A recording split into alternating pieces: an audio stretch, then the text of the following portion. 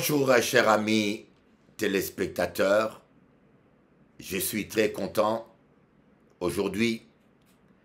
Bonjour ou bonsoir, dépendamment de votre physio horaire. Je suis très content de pouvoir partager avec vous cette bonne nouvelle. La nouvelle de Jésus-Christ. Cette nouvelle qui dit: car Dieu a tant aimé le monde qu'il a donné son Fils unique Jésus-Christ, afin que quiconque croit en lui ne périsse point, mais qu'il ait la vie. Toi qui me suis, j'aimerais te dire que Dieu ne veut pas que tu périsses. Peut-être que tu es en train de périr, bien sûr. Quand je dis périr, quand nous suivons les termes hébreux et grecs qui sont dedans, ça ne veut pas dire simplement mourir. Périr veut dire souffrir en allant vers la destruction. Voyez, vous êtes en train de souffrir, vous êtes dans un processus destructif. Vous souffrez et vous allez vers la destruction. Et Dieu ne veut pas ça. Dernièrement, je vis une dame qui m'a appelé et qui m'a dit que il avait un neveu guyanais, un guadeloupéen plutôt, un Indien, guadeloupéen, qui aimait une Guyanaise. Et cette femme, peut-être qu'elle me suit, elle est détective. Elle était détective, une femme très intelligente. Alors son neveu était amoureux d'une Guyanaise et la Guyanaise l'a abandonné. Et le monsieur s'est suicidé. Et la dame m'a montré la photo de ce jeune homme. Il était jeune, il était beau, il avait tout l'avenir devant lui. Mais il a mis fin à sa vie pour une femme. J'ai eu mal au cœur. J'ai eu mal au cœur, je vous dis, j'ai eu mal au cœur. J'ai dit, pourquoi je ne l'ai pas connu avant? Et pourquoi, Seigneur? Voyez, bon, on peut dire que c'est la bêtise. Ben oui, tu peux dire que c'est la bêtise. Mais seul le blessé connaît la douleur de sa plaie. Et tant que cela n'était pas arrivé, tu ne pourras pas le comprendre. Il y a des douleurs sentimentales qui sont tellement intenses. Il y a des douleurs émotionnelles qui sont tellement fortes que d'autres personnes mettent fin à leur vie. D'autres personnes qui ne sont pas assez fortes mentalement craquent. Et voilà, il y en a beaucoup comme ça. Et je pense qu'il y a quelqu'un peut-être, sûrement, qui m'écoute là, qui a une douleur. Et surtout les femmes, je dis bien toujours aux jeunes hommes, aux hommes, ne jouez pas avec les sentiments des femmes. Les sentiments, ne jouez pas avec les sentiments. Le meurtre est sentimental. Ça veut dire que en jouant et en abusant d'une femme, vous pouvez la conduire jusqu'au suicide. Vous voyez, ne jouez pas avec les sentiments des femmes, s'il vous plaît les hommes. Quand tu n'aimes pas une femme, arrête de mentir. Soyons honnêtes avec nous-mêmes. Voyez, soyez honnêtes. C'est un crime. Peut-être que la justice n'a pas assez de preuves pour t'emmener en prison, mais Dieu voit tout et tout se paye ici-bas.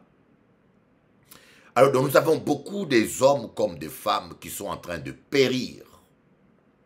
Beaucoup. D'autres, ce n'est pas que sentimental. D'autres, ça peut être financier. C'est dur, hein, d'avoir des enfants qu'on aime et de ne pas avoir à manger pour eux. Moi, j'ai grandi longtemps avec une mère seule. Une mère seule. Ma maman était une femme exceptionnelle et extraordinaire. que je ne pourrai jamais oublier. C'était une lionne. Elle s'est battue pour nous. Elle s'est battue pour nous. Voyez, et je sais ce que c'est que parfois, tu as des enfants que tu aimes, mais tu ne peux pas leur donner à manger. Tu ne peux pas leur payer l'école. C'est une douleur qui est à l'intérieur de toi. Je parle des vrais pères et des vraies mères. Parce qu'aujourd'hui, il y a certains qu'on appelle pères et mères, mais c'est des monstres. De pères qui abusent de leurs filles, de leurs fils. C'est des monstres. Gardez tes tailles. Voyez, donc, d'autres périssent de plusieurs manières. Dans des guerres, comme en Ukraine, comme au Congo, à Kivu, où on est en train, plus de 10 millions de nègres tués. Ah, mais c'est des nègres. La mort du noir dans le noir est invisible aux médias occidentaux. Ça, c'est ma phrase. Hein. La mort du noir dans le noir est invisible aux médias occidentaux. Ils ne voient pas. Ils voient quand un blanc meurt à la tour World Trade Center, ils comptent 2000 morts et ils en parlent partout. Ils voient quand Amala, les Arabes meurent là-bas dans la guerre, ils en parlent parce que c'est visible à leur caméra. Leur caméra voit, c'est pas infrarouge. Ils voient quand, comment je dis, mais quand il y a 10 millions de Noirs décapités, violés, ils ne voient pas. C'est des macaques qui sont en train de mourir. Mais heureusement, il y a un Dieu. Amen. Bon, ce n'est pas de ça que je parle. Toi qui es là, qui es en train de périr, tu ne trouves plus le goût de vivre, tu ne trouves plus le sens à ta vie. J'aimerais te dire, Dieu t'aime. Dieu t'aime. Alléluia. Crois-moi, Dieu t'aime. Tu peux vivre autrement. Tu peux vivre autre chose. Tu peux naître de nouveau. Tu peux tout recommencer. Balayer ta vie passée. Wow, wow. Et repartir à zéro. Et repartir à zéro. Avec Jésus pour berger, papa, papa. Et repartir à zéro, et repartir à zéro. Avec Jésus pour berger. Tu peux naître de nouveau, tu peux tout recommencer. Balayer ta vie passée, oh, oh, oh, et repartir à zéro, et vivre autrement, dans la grâce et le bonheur. Si tu acceptes Jésus-Christ comme ton bon berger, tu ne manqueras plus de rien. Dieu peut t'aider, à tout supporter. Yeah, yeah, yeah. Dieu peut t'aider à tout surmonter, ma main. Dieu peut t'aider à tout surmonter. Yeah, yeah, yeah, yeah. Dieu peut t'aider à tout supporter. Te sens-tu seul, découragé face à tes problèmes? La solution à tes problèmes, Jésus-Christ peut te donner. Oh, oh, oh, oh. Dieu peut t'aider. Hayamasayama kamayanda, kamasayanda kamayanda, hendamaïta baba.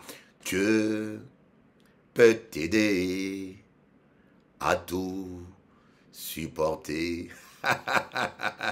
Hayrakatakatakatakatakata, hayamasayamama hayaka, hayalabasa. Je ne connais pas un seul homme qui n'a pas de problème. Croyez-moi, vous n'êtes pas le seul. Je ne connais pas un seul homme qui peut me dire, moi, je n'ai pas de problème. Même les plus riches. Voyez, Steve Jobs, avant de mourir, Steve Jobs a dit, je veux de l'argent. Je peux acheter un Boeing pour me porter. Je peux acheter des camions pour transporter mes matériels. Je peux payer un domestique pour me faire à manger. Je peux acheter une maison la plus belle pour dormir. Mais je ne peux pas trouver quelqu'un qui peut porter ma maladie à ma place. Malgré ma fortune, je ne peux pas trouver quelqu'un qui peut porter ma douleur. Oh, Steve Jobs, si tu savais que Jésus a apporté ta douleur, si tu savais que Jésus a apporté à la croix tes souffrances, s'il savait seulement que Jésus avait souffert pour lui et qu'il y a un homme qui gratuitement a porté ta souffrance, ta solitude, oh my God. Si seulement tu savais, il savait. Voyez, la souffrance que tu vis là, Jésus l'a portée déjà à la croix. C'est pour cela qu'on dit que par ce meurtrissure, nous avons été guéris. Vous comprenez? Par ce meurtrissure, nous avons été guéris. Voyez, vous donnez un petit exemple. Hein? Voyez ce médicament. Voyez, j'ai ce médicament. Supposons que c'est des antibiotiques. Des antibiotiques. Ah bon, bon. Et supposons que c'est des antibiotiques, voilà. Et que je l'achète, on me les donne pour combattre une infection que j'ai. Vous voyez, je peux l'avoir dans les mains tous les jours. Tant que je ne les avale pas, je n'aurai pas de résultat. Je peux avoir ces antibiotiques dans mes mains tous les jours. Louer Dieu, chanter, mais tant que je ne les avale pas et les digère pas, j'aurai pas de résultat. Et la faute, c'est à qui?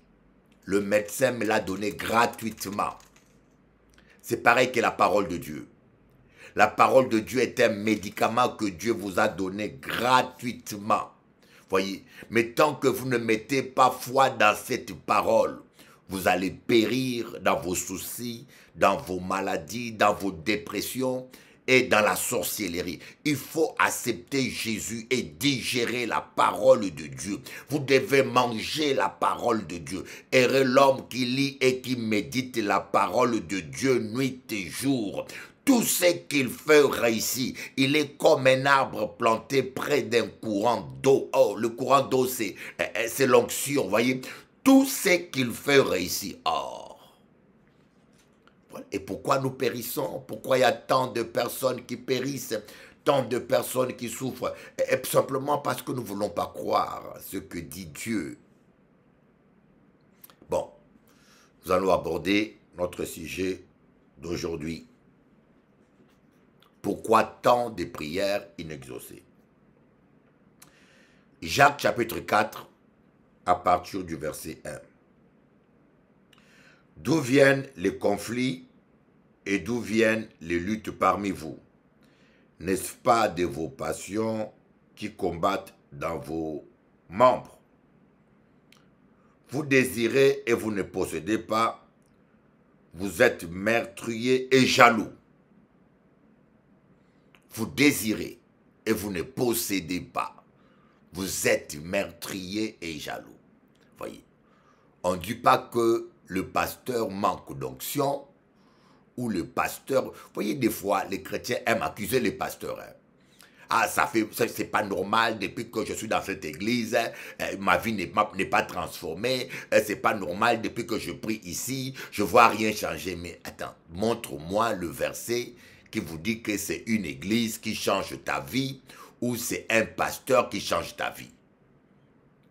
Zoba, zoba, chidingi dingi. On dit ça en Chuluba. Ma mère disait chidingi dingi, katralala. Montre-moi un seul verset. On aime toujours accuser les autres. Surtout les pasteurs. On aime accuser les pasteurs. Ah, faute, il y a pasteur. Ah, c'est parce que le pasteur est dans le péché. Ta relation avec Dieu ne dépend pas du pasteur. Ça dépend de ta foi. Oui. D'où viennent les conflits et d'où viennent les luttes parmi vous?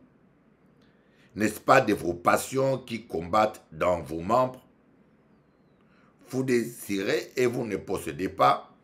Vous êtes meurtrier jaloux et vous ne pouvez obtenir. Vous avez de luttes et de conflits. Vous ne possédez pas parce que vous ne demandez pas.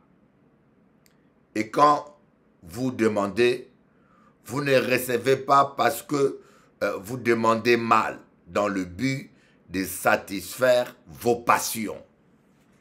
Oh, ce verset est puissant. Ce l'est de rares passages qui nous expliquent pourquoi Dieu ne répond pas à nos prières. Parfois on pense qu'il y en a même qui vont jusqu'à mettre en doute la fidélité de Dieu. Dieu ne peut pas mentir. Le ciel et la terre passeront, mais la parole de Dieu ne passera jamais. Demandez et vous recevrez. Cherchez et vous trouverez. Frappez et l'on vous ouvrira.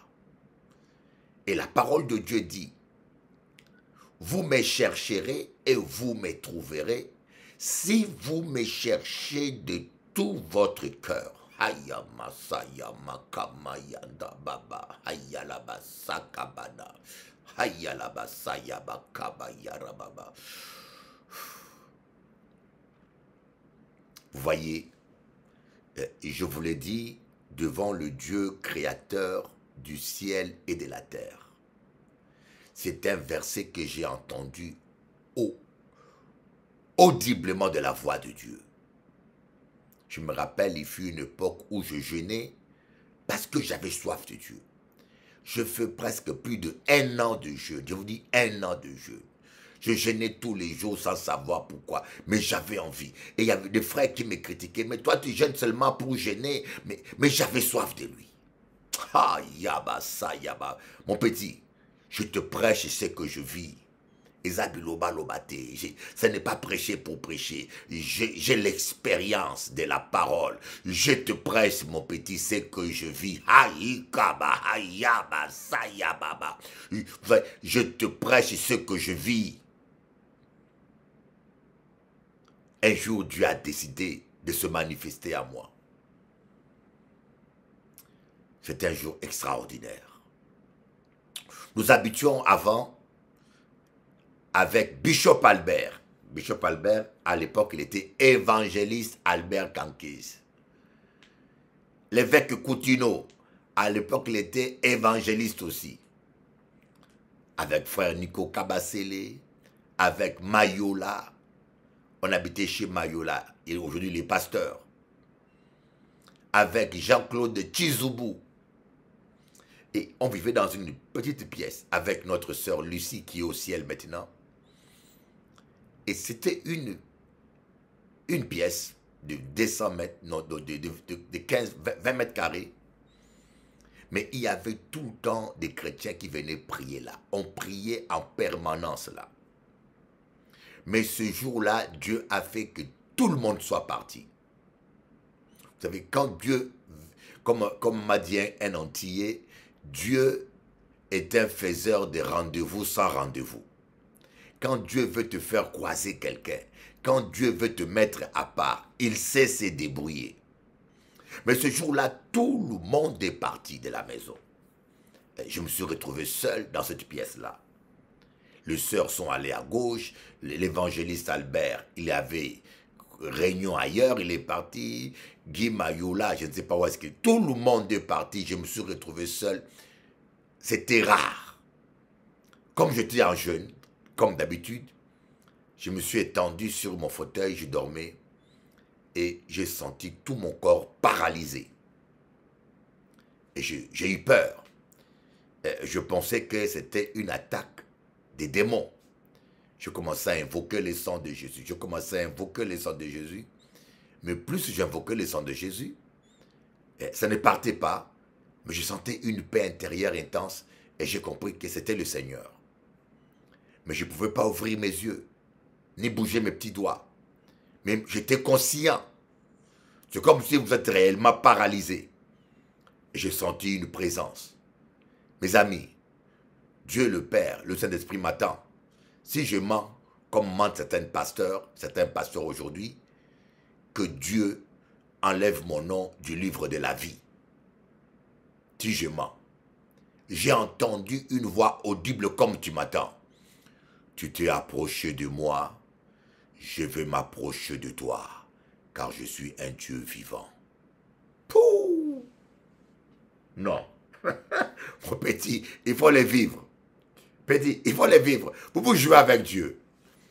Voyez, je ne peux jamais douter de Dieu parce que je l'ai entendu, je l'ai senti. Non, il est réel, mes amis. Je croyais en Dieu, mais là, j'ai vu la réalité. Tu t'es approché de moi, j'ai fait.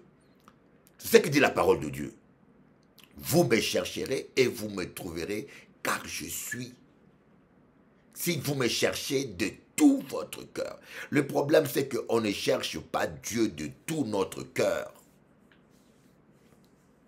On cherche Dieu pas de tout notre cœur. Parce qu'un jour, on va étudier qu'est-ce que c'est que chercher Dieu de tout son cœur.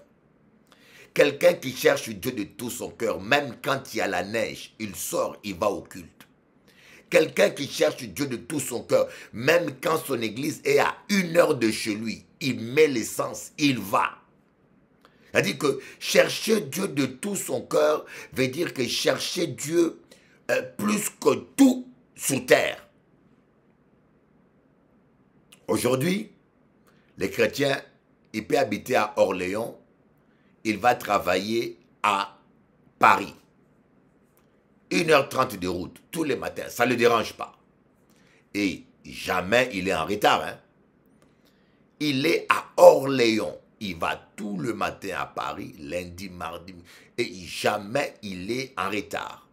Mais pour aller à l'église qui est à Paris, alors qu'il est à Orléans, il te dit, pasteur, je ne viens pas parce que j'habite trop loin, je vais chercher une église qui est à côté de chez moi. Voilà, ça dit que pour Dieu, on ne veut pas payer les prix. Pour Dieu, on ne veut pas payer les prix. Et vous savez combien? J'ai une Antillaise qui m'a appelé, qui m'a dit, pasteur, un prêtre vaudou m'a pris 30 000 € pour donner de l'argent aux vaudouisants, hein, à ces malfaiteurs. Je dis bien, tous les prêtres vaudous, vous êtes des mauvaises personnes, vous êtes du diable. Je vous l'ai dit en face.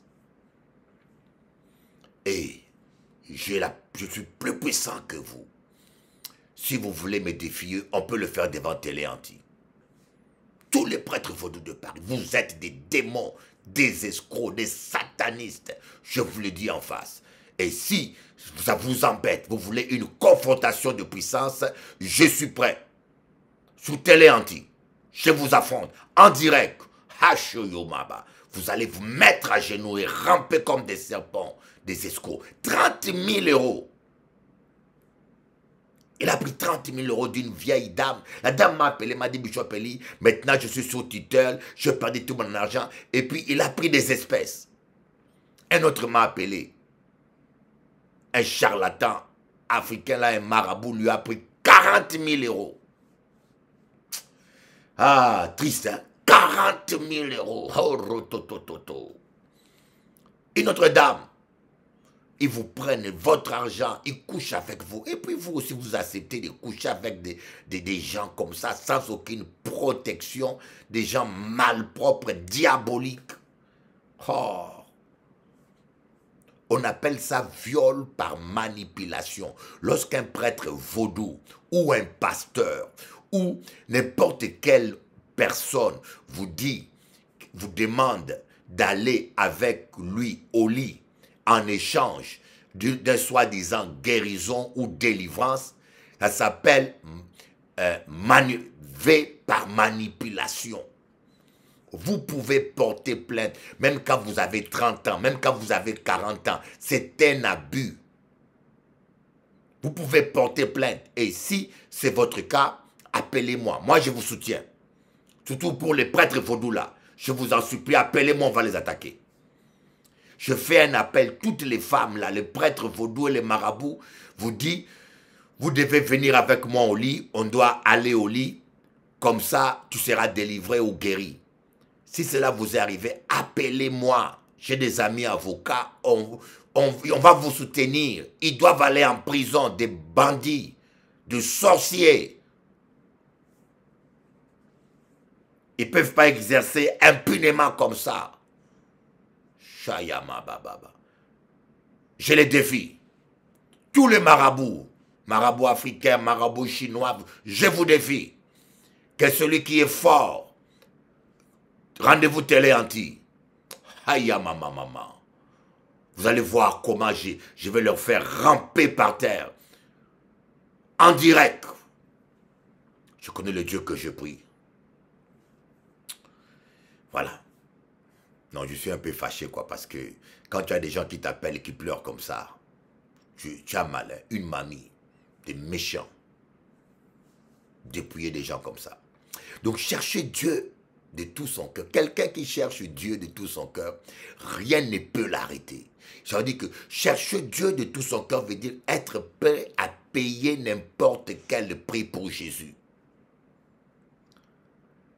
Être prêt à payer n'importe quel prix. Ce n'est pas donner l'argent à tous ces charlatans. Non, non, non. Voyez, ici l'apôtre Jacques dit, vous désirez et vous n'obtenez pas. Il ne dit pas parce que votre pasteur n'a pas d'onction, comme disent certains chrétiens. Il ne dit pas parce que votre église n'a pas de puissance. Parce que il faut qu'on arrête aujourd'hui de mentir aux chrétiens. Venez dans notre église, c'est la meilleure. Il faut arrêter de manipuler les chrétiens, hommes de Dieu, hein, anciens. Arrêtez de manipuler les chrétiens. Soyons bibliques. Où est-ce que c'est écrit que l'exaucement des prières dépend d'une église ou dépend d'un pasteur, hein? Où est-ce que c'est écrit que la guérison d'un chrétien dépend d'un pasteur? Non. Si vous croyez, Dieu peut envoyer un corbeau vous nourrir. Dieu peut envoyer, si vous croyez, Dieu peut descendre, Jésus lui-même peut descendre. Je connais une dame qui a été guérie, un imam éthiopien. Imam éthiopien est tombé malade, il avait le sida. Tapez sur YouTube, imam éthiopien, imam guéri du sida. Converti au christianisme.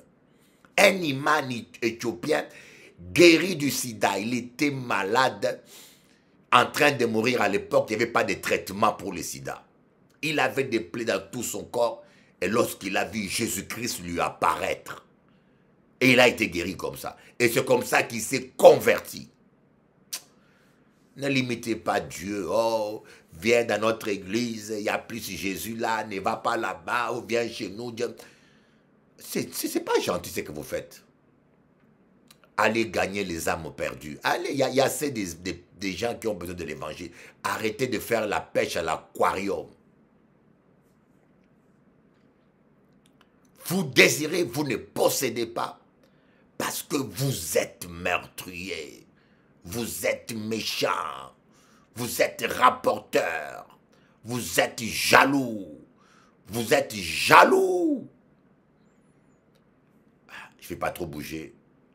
La jalousie est très fréquente dans nos églises. La jalousie est trop fréquente dans nos églises, des chrétiens jaloux des chrétiens. Des pasteurs jaloux des pasteurs. Ah, my God. Des pasteurs jaloux. La jalousie, c'est terrible. Hein? Ne cherchez pas à être le meilleur. Ne vous croyez pas le meilleur. Ça va vous éviter d'être jaloux. Ne cherchez pas à être number one. Ne croyez pas que vous êtes le meilleur. Acceptez qu'il y a des gens plus beaux que vous, plus belles que vous, plus intelligents que vous, plus compétents que vous, qui prêchent mieux que vous, que Dieu utilise plus que vous. Acceptez ça et vous allez voir, vous ne serez jamais jaloux. Quand vous voyez Dieu utiliser quelqu'un, vous allez dire gloire à Dieu, le royaume des cieux là. Quand vous voyez quelqu'un plus intelligent que vous, gloire à Dieu. Tout commence dans le cœur. Quand votre cœur est mauvais, Dieu ne peut pas t'exaucer. Tu peux jeûner 21 jours. Moi, j'ai vu des gens qui ont jeûné 40 jours. Mais quand tu vois le gars, même l'envie de prier s'en va. Je me rappelle d'un pasteur martiniquais, il y a 20 ans. Je marchais avec lui. Il m'a dit, pasteur Eli, je jeûnais 40 jours. J'ai dit, aïe, aïe, aïe, aïe. 40 jours. Comment on peut jeûner 40 jours, être aussi médiocre? Dans mon cœur, ça m'a découragé. Moi qui voulais jeûner vraiment, je me suis dit, mais si 40 jours, c'est comme ça, je vous avoue que j'étais découragé. Quand je suis rentré chez moi, c'est là où Dieu m'a dit, ne le regarde pas. Dieu regarde au cœur, Dieu ne regarde pas au jeûne. Voyez. Jésus a jeûné qu'une seule fois, 40 jours. Hein. Mais il y a des gens qui jeûnent tout le temps, 21 jours, 40 jours, 50. Tout le temps, vous jeûnez, vous jeûnez, vous jeûnez. Mais pourquoi Dieu ne fait pas? Pourquoi Dieu ne donne pas? Si je jeûne 40 jours pour avoir plus de puissance que tel frère, si je jeûne 40 jours pour avoir plus d'onction que Tonassi, ou avoir plus d'onction, je ne sais pas, que Béni-In, vous croyez que Dieu va m'exaucer? Jamais. Parce qu'il y a la jalousie en moi. Parce qu'il y a la rivalité en moi. Parce qu'il y a la compétition en moi. Voilà pourquoi beaucoup de prières ne sont pas exaucées. Dans Proverbe, on dit, la prière du méchant est une abomination pour Dieu.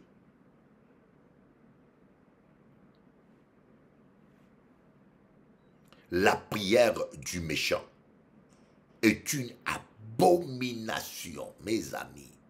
Je ne sais pas qu'est-ce que vous comprenez par le mot abomination. La prière du méchant est une abomination. C'est-à-dire que si tu ne priais pas, ça aurait été même mieux.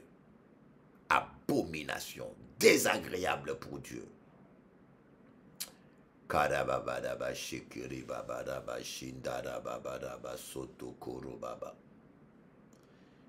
prière du méchant est une abomination devant Dieu, devant l'Éternel, devant l'Éternel. Alléluia.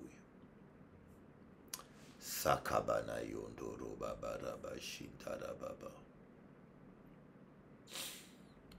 Je t'aime, ô Seigneur, ma force, ma forteresse. Mais nous avons des gens qui ont un cœur mauvais. Quand tu es un pasteur et tu dépouilles les gens pauvres de leur argent, quand tu es un homme de Dieu, tu es là, tu prêches que pour ramasser le sou. Mais tu es méchant, tu es un voleur, tu es un cupide. Tu peux jeûner comme tu veux. Voyez, tu peux jeûner comme tu veux. Tes motivations sont impures. Vous demandez et vous ne recevez pas, c'est pour satisfaire votre convoitise. Voyez, c'est pour satisfaire vos appétits charnels.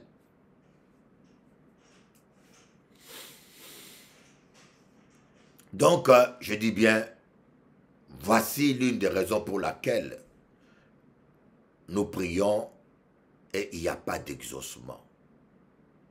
L'une des raisons principales pour laquelle nous prions, il n'y a pas d'exaucement. Voilà pourquoi il faut commencer par faire un travail dans ton cœur. Dis, Seigneur, change mon cœur. Seigneur, s'il te plaît, s'il y a la méchanceté dans mon cœur, enlève-le.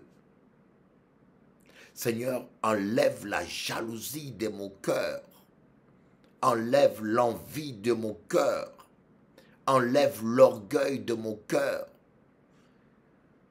Vous demandez tout à Dieu sauf l'essentiel, au lieu de passer toute la nuit de demander l'argent, l'argent, l'argent, le mariage, le mariage, le mariage.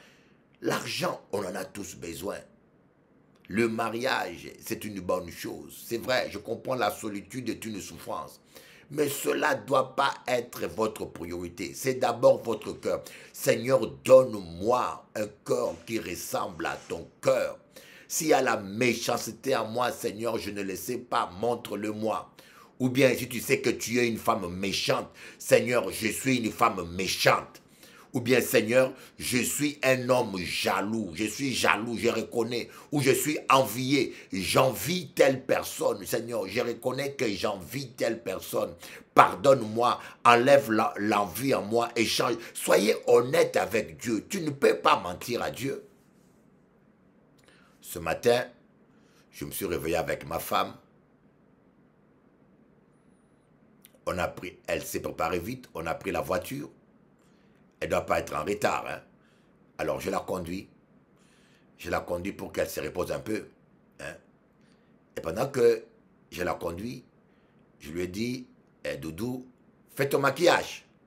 Tu gagnes du temps. Moi je conduis, j'ai le volant dans les mains. Toi tu es assis comme une princesse. Profites-en. Fais ton maquillage. Tu gagnes du temps. Au lieu d'arriver chez ta maman et commencer le maquillage et perdre le temps. Et pendant que je conduisais, elle faisait son maquillage.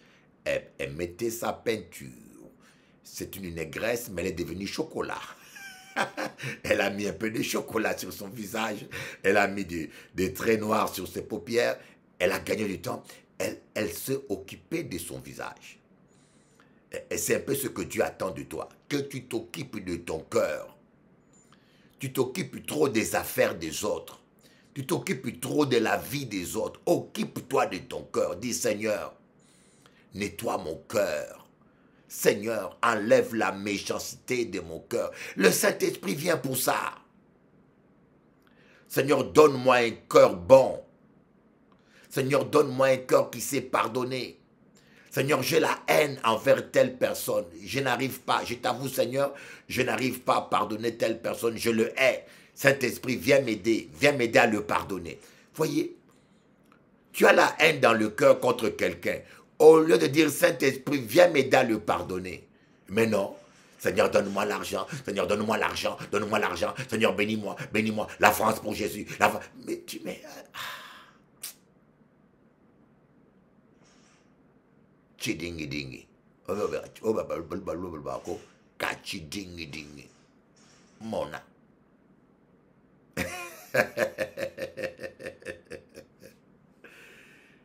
Remettons-nous en question. Et le résultat, dans nos églises, il y a tellement de gens méchants. Vous ne pouvez pas vous imaginer. Je vous dis, dans les églises évangéliques, des fois, il y a des gens méchants. Pardonne-moi, les hommes de Dieu. Parfois, j'ai rencontré des pasteurs méchants. Ah, Bino Bapast. Des pasteurs méchants. Méchants même. Aïe, aïe, aïe, aïe, j'ai souffert moi. Pasteur méchant. Mais tu prêches là, il prêche l'amour. Hein. Il prêche l'amour. Quand il prêche l'amour, tu peux pleurer. Mais regardez sa femme. Si sa femme ouvre sincèrement sa bouche, l'église sera vide. Si sa femme dit la vérité sans mentir, si sa femme ouvre la bouche, elle vous dit ce qu'elle vit à la maison. L'église est vide. Alors, basta. Arrêtez avec votre hypocrisie là. Il faut dire, Seigneur, change mon cœur. change mon cœur. Aide-moi à aimer ma femme. Aide-moi à pardonner ma femme. Aide-moi. Seigneur, change mon cœur. Arrêtons de jouer au comique, arrêtons avec le jeu de rôle que nous avons. Quand tu arrives à l'église, tu deviens doux, tu changes ta voix, tu changes ta démarche. Mais tu peux tromper les gens. Hein? Mais vous vous rendez compte, il y a des chrétiens qui tapent leur femme à la maison. Chrétiens, ils tapent la femme. Tu l'appelles chrétien. Zoba, zoba. Tu tapes ta femme, tu dis que tu es chrétien. Eh, j'espère qu'il n'y a personne qui me suit là. Comment tu peux taper ta femme? Tu dis que tu es chrétien. Ah, la femme est un enfant. Et ce n'est pas un enfant, je suis désolé. Ce n'est pas un enfant. C'est méchant. C'est lâcheté. C'est diabolique. Tu dois te repentir. Vous savez qu'une femme a droit même de divorcer si vous la tapez. Vous voulez que je vous donne le verset? Vous voulez que je vous donne le verset? Dans 1 Corinthiens 5, on dit, ne mangez pas, ne fréquentez pas quelqu'un, tout en se nommant chrétien, il serait un envié, un insulteur, un accapareur, un menteur, un hypocrite. Ne mangez pas avec un tel homme. Alors si l'apôtre Paul dit aux chrétiens de ne pas manger avec quelqu'un, tout en se faisant passer pour un chrétien, serait un insulteur, un ivrogne, un menteur, un accapareur, ne mangez même pas avec un tel homme. À combien plus forte raison coucher avec un tel homme? Eh, Bible est claire. Alors donc toi, tu tapes ta femme comme un chien, comme une chienne, et puis quand elle veut partir, oh le divorce est interdit, hein? Tu veux qu'elle soit là, martyr, tu le tapes tout le temps, hein? Ton sac de boxe, et sorcier, sorcier Ndoki, un vrai chrétien, écoutez bien, un vrai chrétien, ça peut l'arriver de gifler une femme, hein? Moi, ça ne m'est jamais arrivé. Ça peut l'arriver. Peut-être que même une femme chrétienne peut déraper, perdre le contrôle. Mais quand tu es un vrai chrétien, tu demandes pardon. Tu dis, chérie, pardonne-moi. Ce que je fais, je ne dois pas le faire. C'est ça un chrétien. Un vrai chrétien, ça peut l'arriver même d'insulter quelqu'un. Je ne sais pas dire qu'un chrétien est parfait. Tu dis un mot au travers. Chérie, pardonne-moi, je t'ai insulté, je ne dois pas le faire. C'est ça un chrétien. Mais quelqu'un qui t'insulte, qui ne s'excuse pas, quelqu'un qui te tape, qui ne s'excuse pas, il se dit pasteur, c'est un païen. Païen ou sorcier, Ndoki, Dongolo Miso, moi salut Golodo. C'est un sorcier. Tu n'es pas un chrétien. Et madame, tu as droit de partir. Parce que la Bible dit ne mange pas avec un tel homme. Alors comment coucher avec alors? Si on t'interdit de manger avec un tel homme, comment coucher? C'est la raison pour laquelle l'apôtre Paul parle et dit, si une femme est mariée avec un non-pratiquant, si une femme chrétienne, 1 Corinthiens 7, allez-y dans 1 Corinthiens 7, si une femme chrétienne est mariée avec un homme non-pratiquant, bon, d'autres versions disent non-croyant, mais les démons sont aussi des croyants, hein, ils croient en Dieu. Donc, non-pratiquant, si le frère ne consent pas à rester avec, la sœur est libre. Consentir, c'est quoi? Et d'ailleurs, il dit, car Dieu nous appelle à vivre en paix. C'est-à-dire que si le frère ne collabore pas à vivre en paix avec toi, tu es libre. C'est la Bible. Si un homme de Dieu peut me contredire, je suis prêt à l'affronter. Arrêtez de prêcher l'évangile absurde. Je connais une femme, Guadeloupéenne à Capesterre, son mari le tapait, son mari le tapait, son mari le tapait, et le pasteur lui dit reste et persévère. Son mari le tape, le pasteur lui dit ma sœur, porte ta croix. Et son mari l'a tué. Son mari l'a tué. Voyez les résultats, les conséquences. Voilà pourquoi je vous dis, vous avez droit. Vous avez droit, si un homme vous tape, vous maltraite sans repentance, vous avez droit de faire votre valise bibliquement et partir. Et vous avez droit de faire la procédure de divorce et de refaire votre vie. La femme n'est pas une esclave. Il faut arrêter avec ces mensonges et ces bêtises.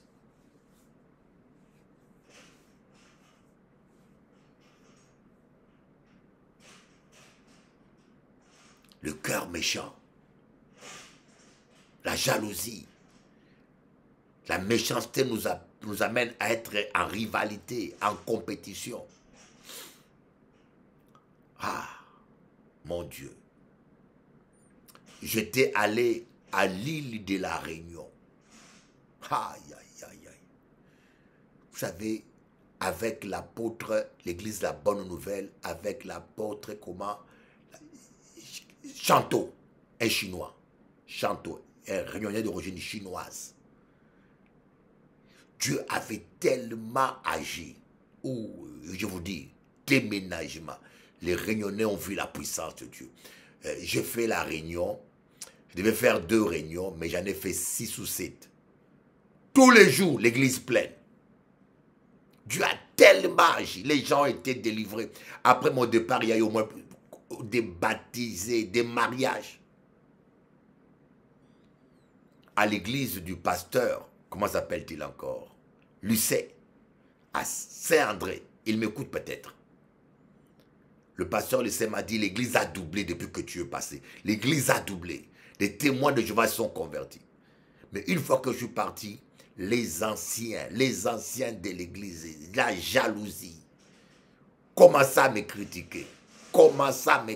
Ah, il impose les mains sur les ventres des femmes, il impose les mains, comment il fait.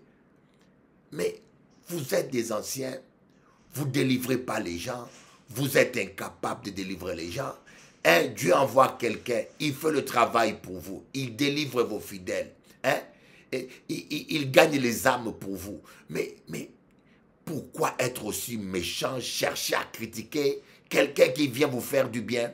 C'est comme Dieu envoie David pour aider Saül, et Saül commence à critiquer, à vouloir tuer David.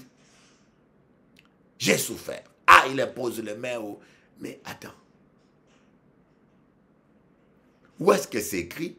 On ne doit pas imposer les mains à l'oreille ou à la tête. Où est-ce que c'est écrit? Ils m'ont créé un problème. La jalousie. La jalousie. Et des fois, les anciens sont jaloux même de l'offrande qu'on donne au pasteur. Ah, c'est trop. Ah, c'est trop ce que tu lui donnes. Mais où est ton problème?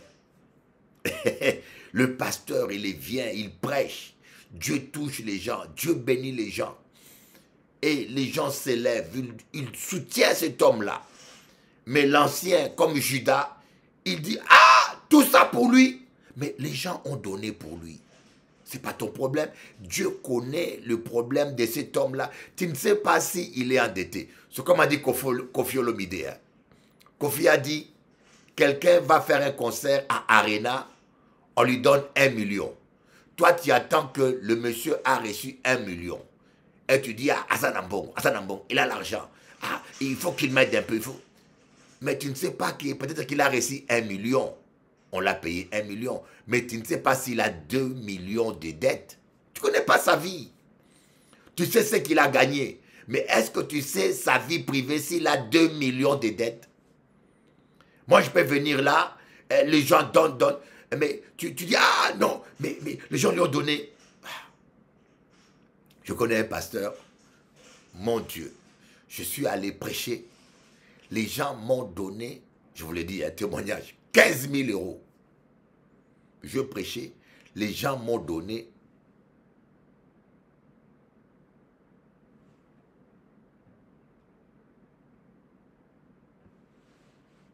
Alléluia. Les gens m'ont donné 15 000 euros. Mais le pasteur me donne 500 euros. Méchanceté.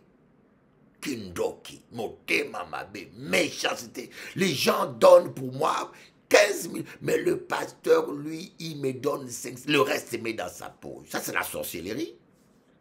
Tu ne connais pas ma vie. Si Dieu a touché les gens comme ça pour moi, parce que Dieu connaît les problèmes que j'ai. Et voilà la méchanceté des gens. La méchanceté. La méchanceté. Et voilà pourquoi nous ne sommes pas bénis. Nous sommes jaloux les uns les autres. Dieu bénit quelqu'un, tu envies. Oui. Dieu élève quelqu'un, tu envies. Tu envies l'église de ton frère. Il paye le prix. Dieu bénit les gens. Tu ne sais pas pourquoi Dieu l'a béni. Hein? Tu ne sais pas comment il a souffert. Hein? Tu ne sais pas quel prix il a payé. Et voilà pourquoi. Voilà pourquoi. Nous perdons, nous prions, mes amis. Nous prions, nous ne sommes pas bénis. La prière ne monte pas. On crie, oh Jésus! Jésus, pour ressusciter Lazare, il a dit seulement un mot. Lazare, sors. Lazare, sors. Oh my God. Terrible. Oui. Jésus pour réveiller Lazare. Mais les chrétiens d'aujourd'hui vont hurler. Ah! Vous allez crier comme des prophètes de Baal. Vous voyez les prophètes de Baal? Hein? Il criait, il s'est blessé, il criait. Élie rigolait. Peut-être que votre Dieu dort. Criez plus fort. Aujourd'hui, il y a des chrétiens évangéliques qui prient Baal. Tu leur dis, criez plus fort, votre Dieu dort. Ah! Votre Dieu dort. Vous croyez parce que vous criez, ah, oh, le feu, fire, fire, fire, l'enfant, jusqu'à ce que la voix soit coupée. Criez plus fort, votre Dieu dort. Hein? Il y a mis le feu. Il n'a pas crié, hein? Il a dit simplement, éternel Dieu, exauce-moi, afin que ce peuple sache que tu es Dieu. Le feu est tombé. Le cœur. Nous prions à Dieu vivant. Tu te fais trop du mal, tu hurles. J'ai reçu un pasteur un jour ici. Nous sommes arrivés à la fin. Hein? Demain, c'est la suite. J'ai reçu un pasteur un jour ici. Le pasteur vient, il me dit, ah, Bishop Eli, c'est pas normal que tu passes 2 heures pour une délivrance. Je ne sais pas pourquoi des fois, il faut prier 1 heure, 2 heures pour une personne. Les démons, il y a des démons qui sont têtus. Hein? Mais lui me dit, il prêchait à la chair. Hein? Il prêchait à la chair. Oh, c'est pas normal que vous passez autant de temps sur une personne. Moi, je fais comme Jésus. Je dis, sors, il sort à l'instant. Les gens applaudissent. Waouh! Vous savez, les chrétiens applaudissent parfois tout. Hein? Alors moi, je dis, sors, il sort. Moi, j'étais assis là. Elle dit, ah, Pechoyo donc, Ngande Zobako, ah, Pechoyo. La réunion est terminée. Je dis, mon frère, viens ici. En tout cas, j'ai aimé ton message. Hein. J'ai aimé ton message, tu es très fort. C'est pas grave, tu es plus fort que moi. Vraiment, tu as l'onction. Gloire à Dieu. Hein. Mais viens m'aider maintenant parce que, comme toi, tu dis, sors, ça part. Alors, j'ai un cas là qui est dur. Je suis coincé, j'arrive pas. Va dire sors pour... Viens m'aider. Je l'ai amené dans mon bureau. J'ai amené la sœur la plus démonisée de la Guadeloupe. J'ai amené la sœur. Donc, cette sœur-là, quand vous lui posez les mains, sa tête tourne comme ça. Les démons... les cas, moi j'ai fait ça. Je dis, c'est pas grave. Hein? Si Dieu t'a donné cette grâce-là, je vais en profiter aussi. Va la délivrer. Ah, ces pasteurs-là imposaient les mains. Oh non! Oh non! 15 minutes, démon n'a pas bougé. Il a hurlé encore. Un pasteur congolais. Oh non! le démon ne part pas. Il rentre en anglais. Fire, fire, fire. Le démon pas qu'à bouger. Le frère a crié pendant 2 heures. Et puis quand je suis revenu, il n'avait plus de voix. J'ai dit, écoutez mon frère, viens ici, viens ici. Il faut arrêter de dire des bêtises, hein. Il faut arrêter de dire n'importe quoi. Quand tu montes dans la chair là, des bêtises. Quand tu dis que... il faut arrêter quoi.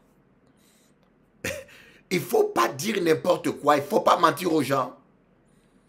Il est devenu humble. Hein. Il dit, bon, sois béni. J'ai reçu encore un pasteur ici. Il me dit, dans mon église, il n'y a pas de malades. Dans mon église, il n'y a plus de malades. Il dit, mais ce gars-là, il est fort. Hein? Dans son église, il n'y a plus de malades. My God, my God, my God. Non, pasteur, il faut arrêter de dire n'importe quoi à la chair. Hein? Tu veux monter, tu veux gonfler comme une grenouille, tu commences à dire n'importe quoi. Non, soyons humbles. On n'a rien à prouver. Nous ne sommes rien du tout. Bishop Eli, je ne suis rien du tout. Moi, je dis aux gens, je ne suis rien du tout. Je n'ai rien à prouver. Seigneur, utilise-moi comme tu veux. Aie pitié de moi. Guéris ton peuple. Amen. On n'a rien à prouver. Oh, ça c'est la chair, mon petit. Ça c'est la chair. On n'a rien à prouver. On doit être humble. Dis, Seigneur, purifie mon cœur. Donne-moi un cœur bon. Donne-moi un cœur humble. Je vais me réjouir quand Dieu utilise d'autres personnes. Je vais me réjouir, oh Seigneur, quand Dieu bénit les autres. Je vais me réjouir quand d'autres sont mariés. Je veux me réjouir quand d'autres églises prospèrent. Je veux me réjouir. Amen.